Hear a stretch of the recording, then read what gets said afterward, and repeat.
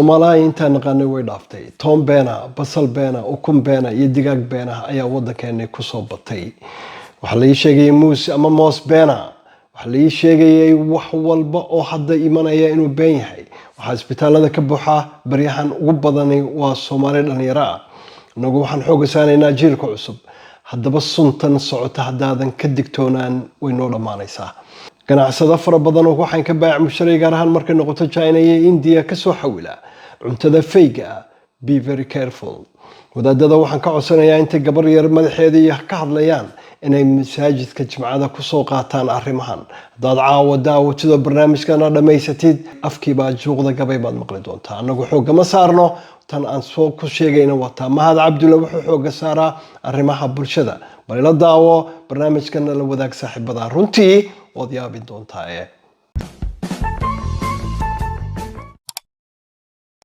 Wadaage iyo daawadaba maanta barnaamijkeenu wuxuu khuseeyaa fake food ama cuntada beenta ah ee caalamka baryahan ku faafay gaar ahaan China iyo India. Maxaad kala socotaa cuntooyinkaas gaar ahaan cuntada waddankeena la keeno oo runtii meelaha qaar haddii aad daawato aad la yaabayso. Waxaan ku bilaabayaa digaag, waxaan ku xijinayaa cabitaan.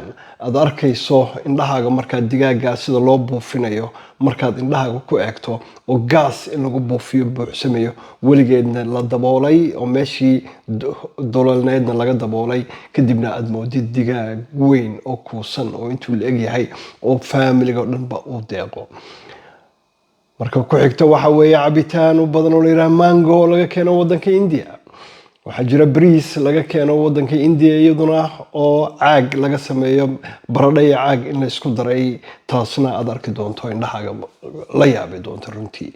Waxa kamid ah kaabash, waxa kamid ah ukun iyo waliba hilbo runtii naxdin kugu dilaya. Maxaad kala socotaa hadalka? Waxyaalaha yaab kale ee cabitaanka mangaha nisus doona halkan waxa laga keenaa waddanka India waxaana lagu iibiyaa magaalada Muqdisho iyo Hargeysa iyo Garowe. Jigjiga oo 2 saacadood u jirta magaalada Hargeysa haba yaraatee ka heli maysid maxaa yeelay dawlad kontaroosha oo waxaan ilaalisa ayaa joogta. Maxaa yeelay ganacsatada Soomaaliyeed ayaa powerful kula siyaasiyiin ku sheega meelaha ku sugan taasoo ad meel walba ay iibinayaan kala baac musharayaan fake inuu barteen. Ma la socotaa ukunta waddanka la keena xagee laga keenaa China bal waxa ka socda fayga beenta iyo waliba tufaaxa aad ku arkayso waddankii ma yahay tufaaxii saxda ahaa.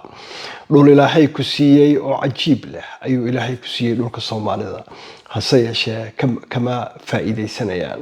Daawaday wadaagaba haddaba waxa jira geedo dabiici ah oo waddankeena laga helo gaar ahaan xeebahan Bulxaar la yiraahdo. Maxaa kamid ah geedkan kulanka la yiraahdo saliidda ugu qaalisan caalamka laga sameyn karo yaa isticmaala waxa lagu keenayaa saliidda beena. Haddaba markaad dhulka Ilaahay dhulka ku siiyay geedaha dabiiciga laga helo kaliya xeebta Bulxaar ilaa xeebaha iyo waliba waddanka Morocco waliba saliidda adduunka ugu wanaagsan sidaan hore u soo sheegayba yaa ka faa'iideysanaya. Haddaba mangaha iyo ukunta iyo waliba tufaaxa bal waddankaaga oo wax kasta ka bixi kara ayaa tufaax beena lagu soo xawilaya. Waxa laga qaadaa mindhicirada iyo beerka iyo meel walba ayaa dadku isku burburi doona. Bariisku waa bariiska ugu khatarsan ee waddanka India iyo China laga keeno ee beenta. Waxaad arkaysaa bur dhacay oo lagu stuntay oo halkan idin soo dhigi doono. Waxaad arkaysaa waxyaalo fara badan oo fake ah sida kaabashka. Bal kaabash ayaad beeran kari weydaad soo xawilataa. Markaan ku dhahayo kuwii fake ma yahay anigu ka oran maayo wuu yahay waxa laakiin mar adiiba dibadda laga keenayo oo dibadda lagaga keenayo maxaad filaysaa wax walba in gumaysi aad ku jirtid. Etoobiyada halkaas haddaad maalin isqabsataan wax walba 90% Ethiopia kaaga timaada adiguna waad beeran kari weyday baradhadaadii basashaadii iyo toontaadii ayaa Ethiopia kaaga timaada. Waxyaalaha yaab loo foolxumada keentay waxa weeye markaan ku arkay toon ka imanaysa China. Hadda waa toon ayaa China ka imanaysa lagugu soo qoray made in Syria. Waxyaalaha ugu daran weeye saliidaha beenta sidee bay haddaba ku dhacday. maxaad filaysaa xanuunada ugu badan ee arkaysid imika India loo wada cararayo iyo xanuunada ugu badan ee wadanka laga helo waa cuntada dhacday ee beenta ee ganacsatadu keenayaan siyaasiyiintuna waxba ka qabin wadaadada magaalada jooga ee maanta oo dhan gabar lugteed ku mashquulsan iyo halkan ay jacayl heestana dhacday maxaa looga hadli waayay cuntooyinka hadday run sheegayaan waxay ugu maqaala qaarkood inayba xiriir la leeyihiin ganacsatada hoosaad ayna ka hadli kareen waxan bay iyagu keenaan bal ugu fiirso maangaha ugu badan ee cambaha ee biyaha laga sameeyay ee beenta ah ee rinjiga lagu soo walaaqay ee lagu cabo hargeysa lagu cabo waka halka idinkaga muuqda halka ka arkaysaan marka magaalada Muqdisho waa mango malab ayay yiraahdaan waa biyo wasakha iyo waxa lagu keenay rinji casaan iyo cadaan lagu mariyay markaas lagu soo qoray warqadii dhaladii ahayd mango malab magaranaysa waxa lagu maqaalay in mararka qaar dhalooyin la soo sameeyay lagu yiraahdo dhulkii Soomaalida ayaa lagu made in Somaliland made in Somalia whatever you call it magaranaysa hase yeeshee from India ay tahay oo sun khatara oo kunti ayaa dibadda ka keenaysa digaagii ayaa dibadda ka keenaysa oo cimilada aan haysano dunida cimilada ugu wanaagsan baanu haysanaa ma dhacdin caalamka cimilada aanu haysano aan kulayl badan ahayn aan qabow badan lahayn aan meel dhexaad ah habeenkii ay diirsamayaan ayaa digaaga lagu sameyn karaa gobol kasta ee wadankayaga laakiin me ruwaayad yaa waxa ka shaqeynaya bal ukuntan u fiirsan meesha sida lagu sameynayo bal kaabashkan beenta ah u fiirso bal cabitaankan u fiirso bal bariiskan lagu taagtaagan lagu tumanayo u fiirso bal burkan waalida u fiirso bal u fiirso intaasoo qalab oo halkan ku soo dhigay maxaad u malaynaysaa adduunyadu 10 mar bay ka fikirtay bal qiyaas wadaaga muus ama moos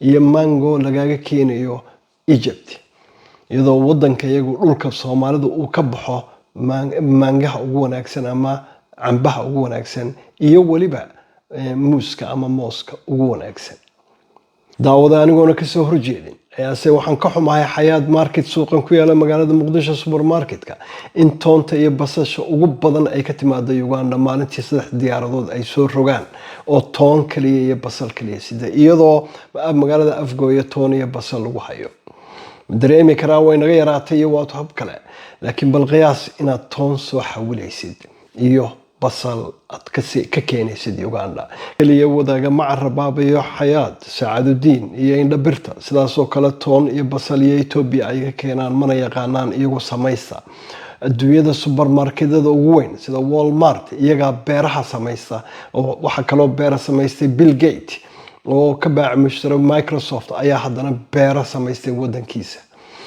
maxaa ku diiday dhulka ayaanu leenahay inaad beerahaagii ka keento oo ka soo iibsato waxaan idin kula talinayaa dhalinyarooyin gaar ahaan dhalinyarada iyo jiilka cusub in aad weydiisid hooyadan meesha ku iibinaysa cuntadan meesha ka soo iibisay gaar ahaan basasha toonta yaanyada waxyaalihii yaryar ee sida kaabashka bagalka saladka inaanan ka soo dhoofsan dibadda eed weydiisatid alaabtan xagee laga soo iibiyay haday ku tiraa made wadankii dhulka Soomaalidu ka baxay iibsa markaa haddii ku tiraado wax laga keenay Kenya Uganda Ethiopia gadaal uga guro waxaad hubto ma aha wala soo boofiyay ma hada kama shaqeeyo siyaasadda iyo qabyaalada waalatay waxaan xoog saaraa Fox diiradda saaraa arrimahaas qofkii ugu diidaya dhibsanaya waa isagay u taalaa laakiin anigu bulshada ayaan waxa la wadaagayaa wixii runa ma awoodno hooyo Soomaaliyeed naga xanuunsata ma awoodno dhalinyaro Soomaaliyeed xanuun la buka waad ogtihiin xasaasiyadda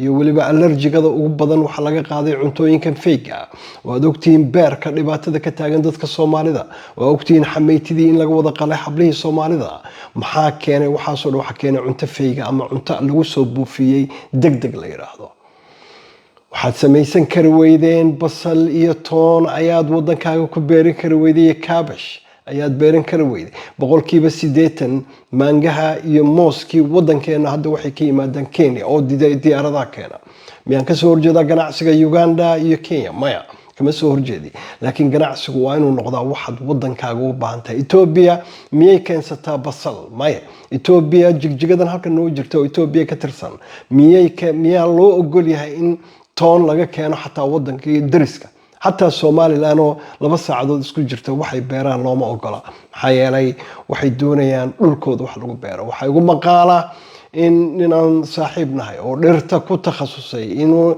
inta badan Soomaalida in loo yimaado 3,000 4,000 oo geed oo dhirax ayaan idii keeninay qaato ku beerta oo maartay lacagna oo diyaarada lagu soo qaadaya la geynayo dhulka galmudug iyo waliba Puntland ayaa hadda saa loogu wada qaybiyay dhir 3,000 oo dhirax ayaa magaalada Muqdisho laga keenay dhirtaas xagee ka timid Alaska ayaa qaar ka yimaadeen waxay ka yimaadeen Norway waxay ka yimaadeen Amazon ayay ka yimaadeen adigu ma iskaga beeraysaa hadii lagu yiri ku beer macnaha ka dambeeya waxa laga rabaa future sida geedka la yiraahdo garanwaaga xaguu ka yimid geedka garanwaaga cid garanaysa male laakiin imika oo government to government lagu baryayo qaata geedaha sidii ayaan dhaweeyay ka dhacday 4,000 3,000 ilaa 4,000 oo geeda loo soo xawilay geedahaaga kugu filan ubaxaaga kugu filan uma baahnid geed dibadda ka yimaada ee uu maaragtay la qabsan kareenin cimilada iyo ciidda halkan haduu la falgalano geed kale kama beermayo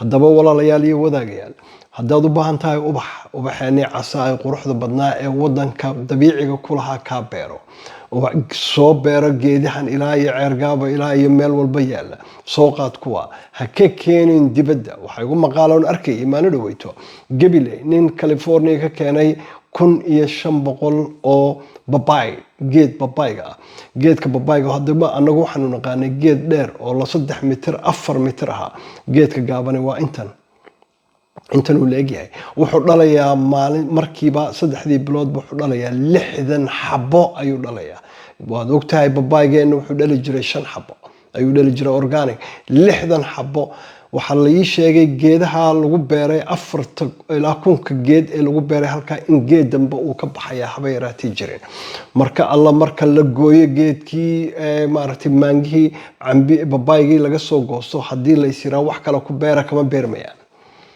mirahana waa inaad ka keentaa California isagay mirada ma dhalanayo waa inaad tuurtaa goysaa xoolaha siisaa dhibaatada xoolaha u keenana waan ognahay hadaba xagee hadaba mirahi marka la California waxa laga keenayaa miro bac ku jira markaas hadana la keenaya geed walba waxaan ogaa boorame bari ay keeneen qare ama xabxab hadba sidaad u taqaanay xabxabka dibadda laga keenay mirahii seedkii baa la keenay markii lagu beeray xabxab kale kama beermayo aan xabxabka seedka from California aan ahayn hadaba meela yar buu ku haray original seed keenay please Soomaaliya ka digtoonaada waad arkaysaan adduunyadu intaan naqaanay way dhaaftay hadaad u haysato adigu ciyaar annagu waxaan ka hortagaynaa jiilka cusub ee dhalinyarada soo kacaysa ee isguursanaysa iyo kuwan 10 jirka 12 jirka 14 jirka 16 jirka 18 jirka ilaa 26 ilaa 30 jirka ayaan xooga saaraynaa mustaqbalkii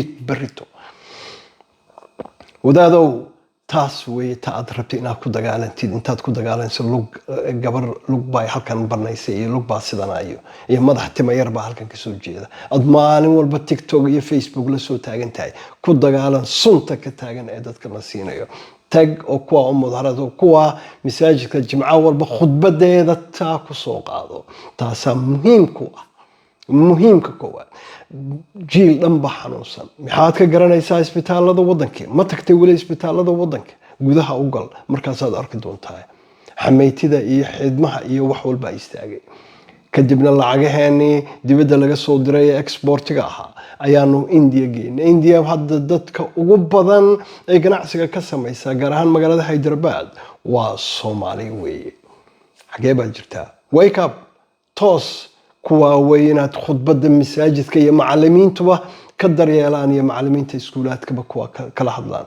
iyo waliba civil society-ga kuwaasi hay'ad inay xoog saaraan halkan ay ka dhacday maanta dhan TikTok ku jirtaan TikTok please Soomaaliya fawdayaal iyo wadaagayaalba fake food hadda wadankeena ayuu ka soo buuxsamay ka buuxa maxaa yeelay annaga diidnay inaan waxayna soo saarano aniga adiga diidnayna waxayna soo saaran anagu dibadaba ku noolnahay kuwa ganacsatada gudaha jooga iyo dadka gudaha jooga ayay ahayd inay pressure ku saaraan oo yiraahdaan wali miyaad aragteen Mahad Cabdullah meelahan ka yiraahda organic cuna oo sidan cuna oo bariiska iyo iska daaya karboda iska daaya oo protein iyo vitamin D iyo C iyo daryeela oo jirkiina daryeela ayaan idhaahdaa. waxaan idhaahdaa cuntada u cun sida dawadaada oo sida dawadoo kale u cun. haddii kale cuntadaada aad cunaysaa waxay noqonaysaa kaniini iyo wax lagu siiyo. kaniinigii beerka, kaniinigii macaanka, inta quraacda siiya kaniinigii macaanka siiya, qadada siiyo kaniinigii dhiikarka siiya, cashada siiyo kaniinigii wadna xanuunka siiya. waxaasaa kugu soo socda. 40 jeer kursi ku tukanayaad arkaysaa. 40 years. 40ku waa qofka markuu ugu xooga weyn yahay. ugu xooga weyn yahay. haddaa laakiin dadkeenu 40 jir aan u haysano odayaal. nin weyn oo 40 jir jaraa'idka lagu qorayo iyo media 50 jir halkan maray. 50 jir goorma oday noqday ma jiro. caalamku waa nin yar weey, baby weey. waa nin yar weey. aday kugu xiran tahay sidaad iska dhigto. aday kugu xiran tahay aan kugu celiyo. waa inaad tiraahdaa haddaad 65 jirto tiraa maya, my physical appearance waa 45 baan u ekahay, waanan ahayna adoo 65 maxaa yeelay waxaa lagaa rabaa inaad selka iyo unuga aad isu keento haysto. dhimashadu waa xaggeeda. waqtigii la dhimanayna ilaah baa og, anagu ma ogin. laakiin inaan tayo ku noolaano oo quality ku noolaataa muhiima. sababta aad ugu noolaanaysana waa adigoo cunto wanaagsan soo saarta. ka waran 40 jir kursi ku tukabaya iyo sarar jiifa, iyo 80 jir 90 jir weli u shiisisto soconayo maaragtay tukanaya. farqiga u dhaxeeya tayada laga hadlayaa. waxaad arkaysaan cuntada aad arkaysaan waa noo buuxan anaga. maxaa yeelay tufaaxiina ma soo saarano, basashii toontii baanu soo saarnay, digaag baanu samaysan kari weyne. look at this. indhahaaga ku arag. indhahaaga ku arag digaaga la buufiyey. labada geesoodba waan idii saarayaa. aad baad u mahadsantiin. haddaad sooranayso mahad cabdulle barnaamijyadiisa ummaddu anfacaya waxaan kaa codsanaya inaad qaybiso, subscribe-na aad ka noqoto. runtiina waan kaaga mahad celinaya. aad baad u mahadsantahay.